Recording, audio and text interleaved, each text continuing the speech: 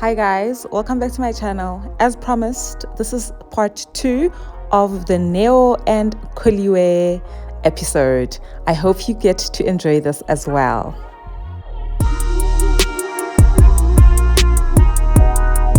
I'm not alone today. I am with Neo. Neo is my best friend. She finally came to visit us and show herself. I'm so grateful. Thank you, level 2. Cheers, Neo. Thank you so much for coming to the Kholiwe Thanks for channel. hosting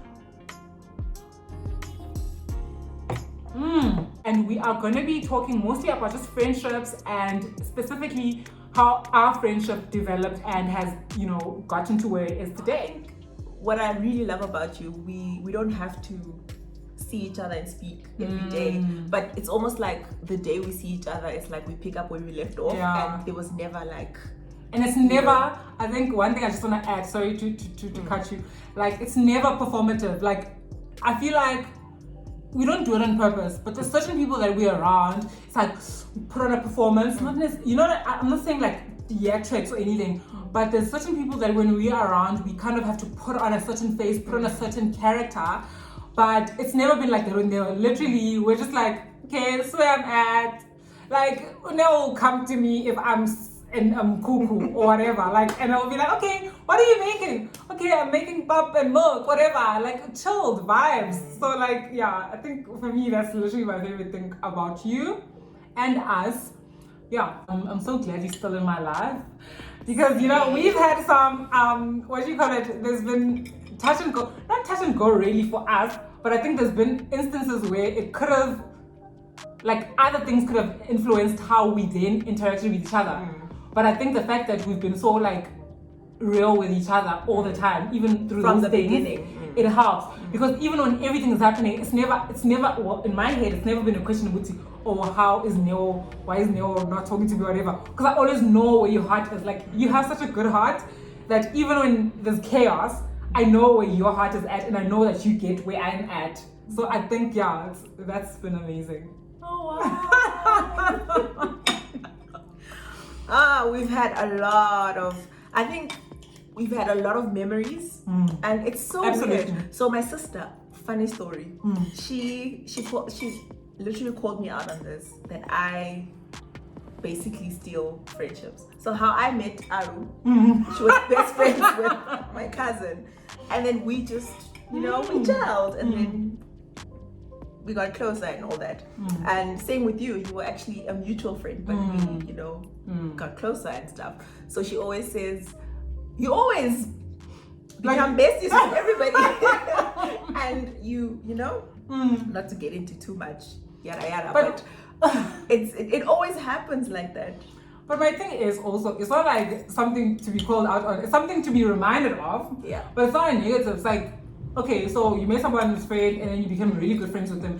And maybe those friends don't even continue being friends with the other people, but then you're still friends with them. Like, I feel like it's a testament to the kind of person you are. You're very like, you have a clean aura, like people are attracted to you, and yeah. That's so sweet. Yeah, so I think that's it about us. Well, that's not it. There's a lot. There's a lot. I actually thank God a lot for the kind of people that He's brought into my life. I actually thank Him even for the people that that are not longer in my life, because I understand that we, first of all, don't have ownership over people, and we can't control the kind of things that happen after an initial interaction. Sometimes you're just meant to meet and influence each other in that period of your life, but then go on. You don't have to hold on to things. And I think knowing that is very important. Oh, I was just saying that it's so important to know that it's fine to have had great relationships, friendships, and to also let go of them when it's time for them to go. And it doesn't make it any less important or any less impactful in your life and your journey. It just means that you, first of all, don't have any control over people. And I think that's so important. Like, once we realize that, yes, I'm your friend and whatever, but I can't be entitled to your time. I can't be entitled to your presence and enjoy being around me. Period. You don't owe me anything. You don't owe me anything. I don't owe you anything. And if you're doing things because you're thinking the other person owes you something, you need to just start reconfiguring your whole mind. Because first of all, you're either robbing yourself of things, you're doing things you don't want to be doing because you're thinking, I'm doing it because she's gonna owe me, or because she's, you know what I mean? And everything should come from love. And if it starts becoming a job, you should reconsider it completely. And I think for me, I've very recently realized that. But one thing I've always had is a gratefulness for the kind of people God has brought into my life. Guys, like I could tell stories of the kind of impact a lot of the people and my friends have had on me, on the person I am today, but also on just basic logistical things where they were just there. Sometimes you just want there. And yeah. So for me, it's like people say, oh, I don't have friends or whatever, and you brag about it. I think it's fine if it's true, but also just question yourself and ask yourself, are you saying this because you're bitter because of whatever's happened and you're robbing yourself of really good, nurturing friendships that could be both ways? Or are you saying it from a real place of, you know what, you just want to be alone and be happy? It's also fine. It's okay. Yeah, but you must really ask yourself those things. I think for me, lockdown, I had a lot of time to analyze and also be honest with myself. Like sometimes you put a lot on what you expect from people on them, and that's not fair. Sometimes you just need to let people love you the way they can and reciprocate the way you can. So sometimes we put so much emphasis on how we want things to be done and how we feel the right way to be loved is, and you miss all the little blessings in between there. So I think I don't know, what's the word? I expect too much. Sometimes it's a good thing, sometimes it's not, but sometimes you also need to read the other person, you know, and know when to, okay, this has passed. Okay. It's life. Yes, life. and let it be, and appreciate what came with it, take the lessons, and be willing to drop it right there and just amicably, freely. You don't have to mess it up. And you don't have to take like grudges and things like that. It's like, why do you wanna carry such heavy loads when you could just have had this beautiful thing? You talk about, you know, you can even speak about them still. Say, you know, it was so great. We did this. It doesn't have to be like, door shut, bye. You know, and appreciate the things that came with whatever it is, or you know, lessons, all of that. So I think that is my lockdown lesson. And so my comment though is about balance though. It's like sometimes the standards we've put up are actually good. It just means that people need to, you know, live up to them. But sometimes we also need to communicate them. So I'm not really an advocate for saying, okay, let them do whatever, because you know people will always take advantage where they can, especially when there aren't any boundaries set. So I first want to lay the boundaries. I don't like this. I would rather we do this like this. I would rather you treat me like, you know what I mean? Because there's certain things that yes, I can compromise on and realize, okay, I've got too high standards and it's not fair on the other people. It goes back to what we were talking about, perfectionism. But then there's also the bit about I am now compromising too much. Like I actually read something today, and I always am horrible at paraphrase or at saying the actual thing. But basically, it was saying something about if you let things slide with people to keep peace, you're creating a war within yourself. Mind blown. And it was like I was just living my life, because that's what's happened a lot of times with me and relationships and other friendships and things like that. And I can never again go back. I can never compromise myself like that again, where people are happy around me. It's like that whole set yourself on fire to keep other people warm. No ways.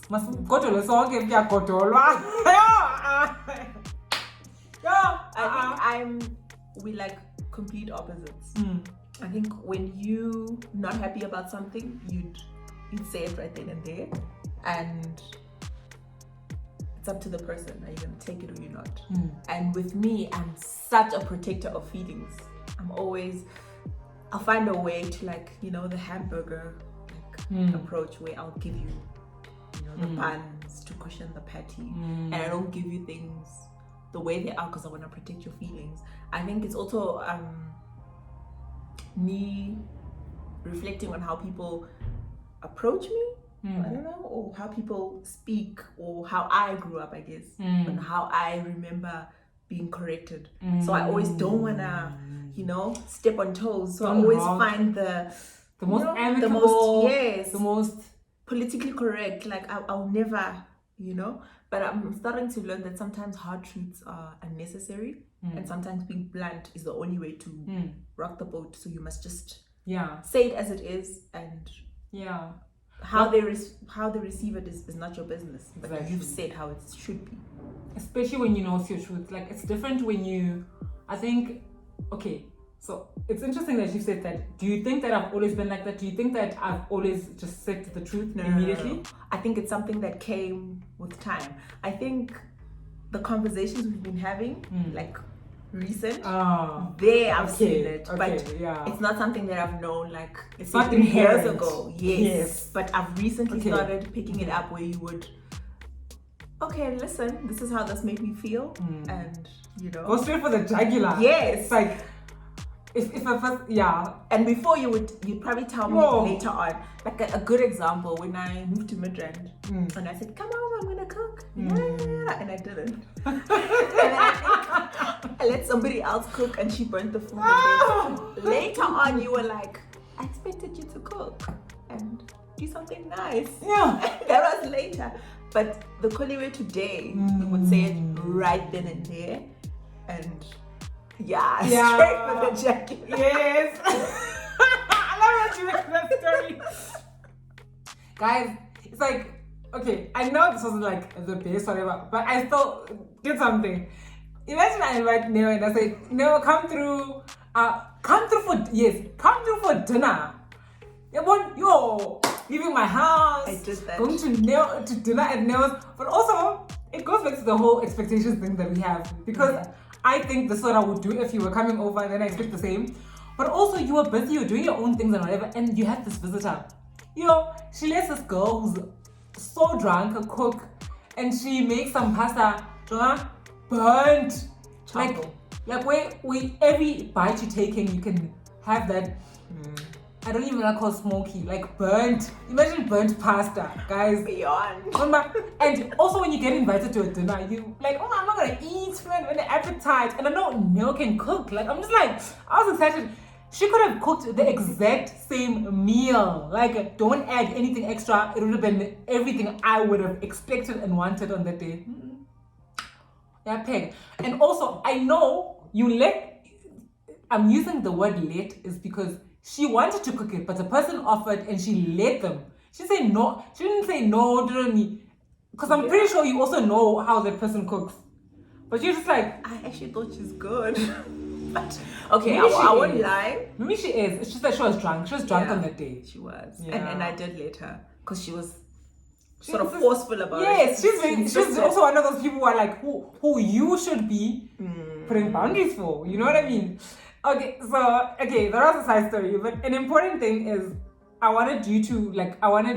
when I asked you, when do you think this happened? Because, gosh, I feel like I've been hurt so much with regards to those things. I can't communicate. I've been the most horrible communicator, where I only speak up when I'm now really underground and I'm just like being buried with all the expectations for other people and just performing for them or whatever. So I really took a hard look in like the past, I would say, year and a half, where I was just like, Gandhi, why am I doing this? Why am I doing this to myself? And what is it worth and whatever? So obviously still a learning curve, because I'm still doing it now, where I feel I'm still a people pleaser. But now, and unlearning people pleasing doesn't mean you're a rude person. You still are kind to people who are kind to you. You're still kind to people who are not even kind to you. But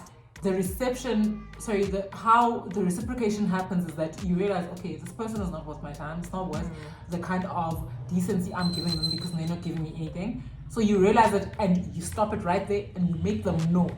So an important part of me right now is so there's a stopping. I used to stop before and just like ghost people or whatever. Now I stop and I let you know you are bullshit. You are like, what do you call it? You're nonsense. You must know you're nonsense before I leave you. Like, I can't just leave you dead. I must leave you knowing, Uti, like, no, you're not right. That.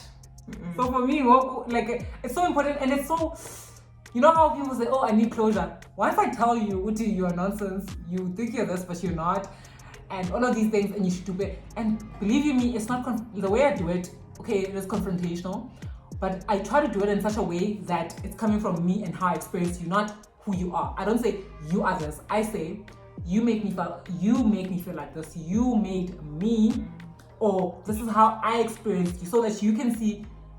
So it's not like accusatory or anything. It's more like do better.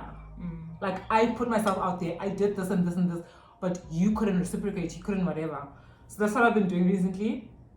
I must say I'm so much happier for it. Like I feel like I sleep at night. Oh, no open-ended. No, open-ended. When it's done, I know it's done, and you can't come back to me and say din, din, din, din, because then I'll remind you. And like what's nice is that because my conscience is clear, I can easily say, oh, I didn't speak to you, but what happened? And before I would be like, oh my gosh, I probably just ghosted this person, and then I would feel guilty and maybe let them back in my life. Now nothing is left unsaid. They can't say, but I thought, because then I would have told them, but we're now 1, 2, 3, 4, 5, bye, I don't want you in my life. So when they come back, I'm saying, oh, but then I told you. So how did you misconstrue the thing, you know? Yeah. There's a lot of power in that. There's a lot of power, and that you're giving yourself, right? You're not taking it from someone else. Yeah. And I think I always approached, I'll call it closing off, as in me keeping quiet is me telling you how unhappy I am. And it's nothing, nowhere near telling the person how you really feel. So, and then you know how you sit after an argument and you're like, I should have said this. And it bites you. And then it bites you. So I think it's so important to just be real and true to what you're feeling at that moment and have no filters and just say it as it is, articulate it as it is, and walk away knowing that at least I said my piece. Yes. And then you don't have to go back to I should have said. And then you always draw yourself back to things that happened so long ago that you could have, you know. I know I'm nowhere near perfecting that, but I think I'm starting to say things. Yeah. Hey, and don't listen to people. You'll start doing it when you're 30. Girl, you start doing it when you're ready. Yeah. Oh, when you're ready. When you're ready. Of course, there's milestones make us really examine. So it's not like a thing where you have to, but it's such an inherent thing. Like when you have a certain milestone in your life, you start looking around and thinking, how do I feel about this? And then you start really examining how you've been acting and whatever. And I like that, but I also, from there, I've realized we should do this more often. We should do a recon of our lives and how the people around us affect us literally a lot. Because if you think about it, me thinking, oh gosh, I'm turning 30 next year. Like I really need to think about whatever. And you know, clean up my life. You know how people go, oh, declutter your life, let go of the whatnot. You don't understand, guys. I'm this person. I always cringe when I hear something like that because I used to feel like, guys, like this is so fake. Like, why have you had these people around your life so long? Why declutter my ass? I just honestly, if you are so bitter about things like that, it means that you haven't dealt with the things really. You haven't dealt with yourself. You haven't dealt with the people around you the correct way. I honestly don't think there should be a need for that if you're truthful. And I know this from my experience. If you start living your truth, it won't be get rid of this, get rid of that bitterness. It'll be very direct because it'll happen over dinner like this, where I mention something like this, and then Neo takes offense because she knows how she's been treating me. She knows she's been digging at me and she's been hurting me. And then I say this, and she reacts to it, right? So you being truthful and being your literally authentic self will clear everything out. But more importantly, like, I will not try to keep someone whom I'm going to pretend with, like, oh yeah, I mean, we have dinner and whatever, but I never tell her my shit. Like, I don't have time. People, imagine being around people you have to filter yourself because they're not either fully yourself. And that just, imagine how draining that is, because now you must calculate how you're gonna act, what you're going to say, how you're gonna present yourself. Like, it's performative. It's like we're in theater. No, and you know, with those people in theater in Broadway, they get paid money. Well, you're not getting paid money, but you are busy performing. Enough. Also, our drinks are finished. We're gonna go to gin now. So I'm so glad we had this chat. But anyway, we literally spoke about everything. But that's fine. That's literally just showing you the kind of things we talk about. This is literally how we speak. I tried to kind of pull it together, but no, it was not happening. We just talk about whatever. It's like you start off talking about a pea, and then you end up speaking about the world, you know, falling apart because, you know, the peas are not being taken care of. Whatever.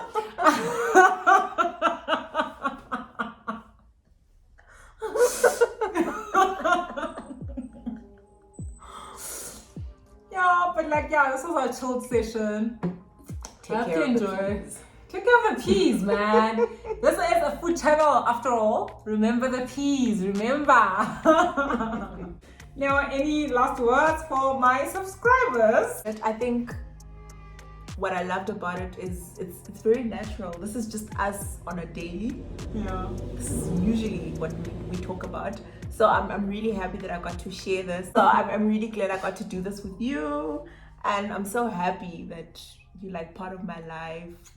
And you know, I'm so happy that we met. I'm so glad that God like joined all those dots. Right. You know, and I love how, you know, effortless it is. I don't have to try. I don't have to do more than I have to for us to just be where we are now. Yeah. And I love that about you. So I can't wait for more. Yeah, she's gonna come back. Yeah. Oh, I love you. Thank you for coming. Okay, guys, that's the end of today's video. Thank you for watching, and do not forget to subscribe and turn on notifications. Also, follow me on Instagram at Kholiwe_cooks. Until next time, love and light.